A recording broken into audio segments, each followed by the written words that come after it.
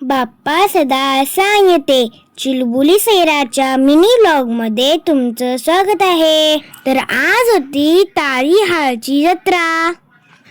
आम्हाला आमच्या आत्याजीनं इन्व्हिटेशन दिली होती म्हणून आम्ही तारीहाळला निघालो होतो. पुढे बघा काय वरून ठेवलं होतं. जोराचा वादळी पाऊस आला होता. जाताना तर कडकडीत ऊन पडलं होतं आणि मध्येच एवढ्या मोठ्याने पाऊस येईल असं आम्हाला वाटलंच नाही. हाय राम, हमने तो छाता और रेनकोट भी नहीं लेके आया. हमारी ब्लूबेरी भी भीग रही है बिचारी. असू देत म्हटलो, तू आता अंघोळ करून घे म्हटलो. वरून राज तर थांबायचं नावच घेईना. रस्त्यावर एकही घर नव्हतं जिथं आम्ही विसावा घेऊ शकेन. फायनली आम्हाला एक गाईचा गोठा मिळाला. तिथंच आम्ही ब्लूबेरीला पार्क केलो आणि त्या गोठ्याच्या बाहेर जाऊन थांबून टाकलो. पाऊस आता कमी झाला म्हणून आम्ही पुढे जायला निघालो. आता थोड्याच अंतरावर आमचं घर राहिलं होतं.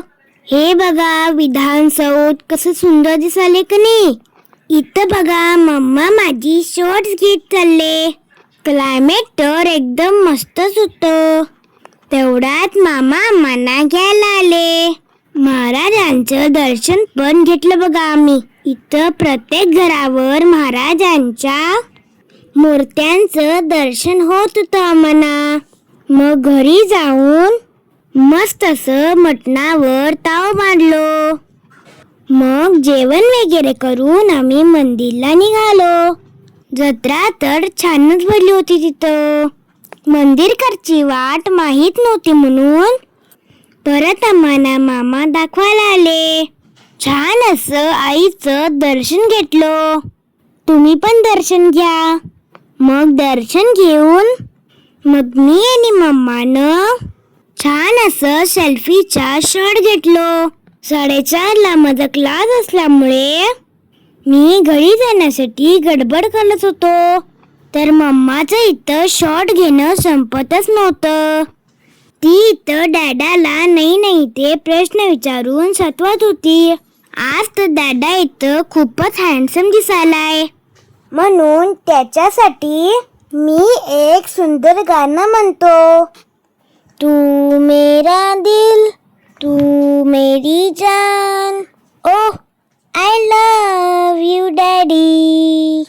तू मासूम तू शैतान but you love me daddy. पाठीमागे बसून मम्मा बघा काय करायले. नुसतं रील करायचं. मग पुढे आम्हाला रानमेवा भेटला म्हणून ते पण आम्ही घेतलो. मग कसं वाटलं तुम्हाला माझा आजचा मिनी व्लॉग. चला तर मग भेटूया माझ्या नेक्स्ट व्लॉग मध्ये. तेव्हापर्यंत बाय बाय.